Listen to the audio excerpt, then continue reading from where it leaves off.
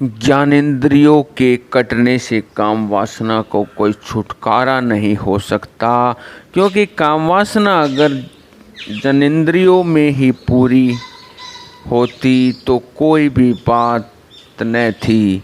काम वासना तो मस्तिष्क में है, गहरे में है।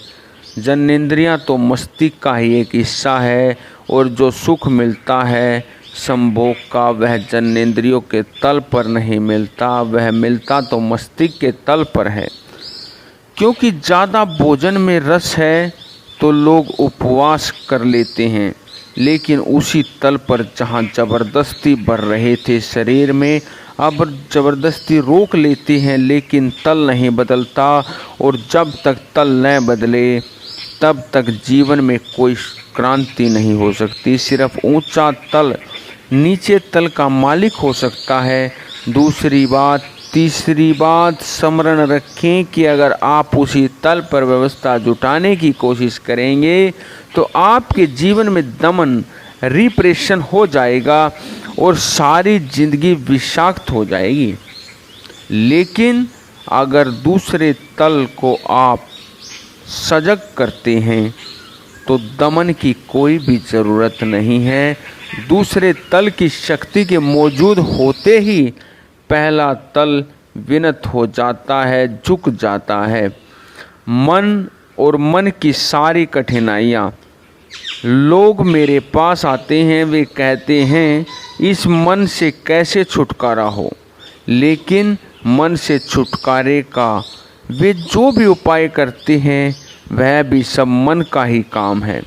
मन से छुटकारा पाने के लिए लोग मंदिर मस्जिद जाते हैं। वह मंदिर मस्जिद भी मन का बनाया हुआ खेल है। मन से छुटकारा पाने के लिए शास्त्र पढ़ने लगते हैं। वे शास्त्र भी मन में निर्मित हुए हैं। मन से छुटकारा पाने के लिए मंत्रोच्चार करने लगते हैं। वे मंत्रोच्चार मन की ही परिधि है।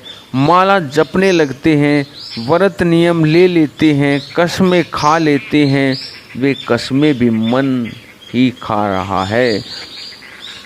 एक मित्र मेरे पास आया, उन्होंने ब्रह्मचर्य का व्रत ले लिया, लेकिन व्रत लेने से कहीं ब्रह्मचर्य उपलब्ध होता है क्या? अगर इतना आसान होता तो व्रत लेने की क्या कठिनाई थी। उन्होंने मुझे आकर कहा कि बड़ी मुश्किल में पड़ गया हूँ गुरुजी, यह व्रत ले लिया लेकिन यह सद तो नहीं रहा और मन तो बेचैन है, और इतना बेचैन कभी नहीं था जितना अब है, और इतनी वासना भी कभी मन में नहीं होती थी जितनी अब है। जब से यह व्रत लिया है तब से ऐसा हो गया है कि मन में सिवाय वासना की और कुछ भी नहीं।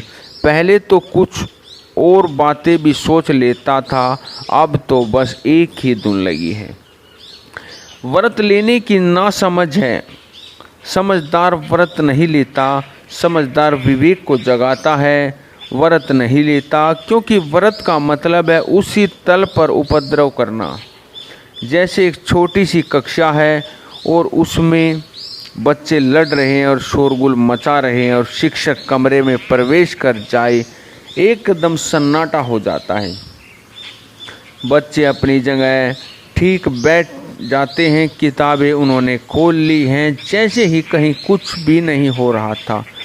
एक दूसरे तल की शक्ति कमरे के भीतर आ गई, उसकी मौजूदगी रूपांतरण है। जैसे ही आप ऊंचे तल की शक्ति को जगा लेते हैं, नीचे तल का संघर्ष उपद्रव एकदम शांत हो जाता है। यह बात बड़ी समझ लेने जैसी है, क्योंकि जहाँ भी आपके जीवन में अड़चन हो सीधे उससे लड़ने मत लग जाना, क्योंकि उसके पीछे की शक्ति को जगाने की कोशिश करना।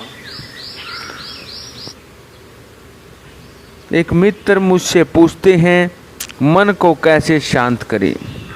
उसको मैं कहता हूँ मन की फिक्र ही मत करो, मन को तो कुछ मत करो, तुम विवेक को जगाओ, तुम होश से भर जाओ। मन के साथ संघर्ष मत करो, क्योंकि संघर्ष करने वाला मन ही होगा। यह जो शांत होने के लिए कह रहा है यह भी मन ही तो है।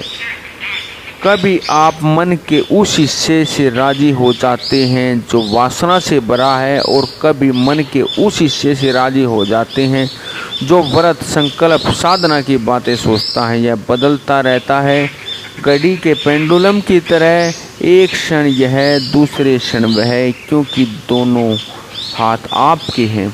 संघर्ष के उस तल के ऊपर पीछे गहरे में कोई तत्व खोजना जरूरी है जो जाग सके। विवेक बुद्धि का सार है।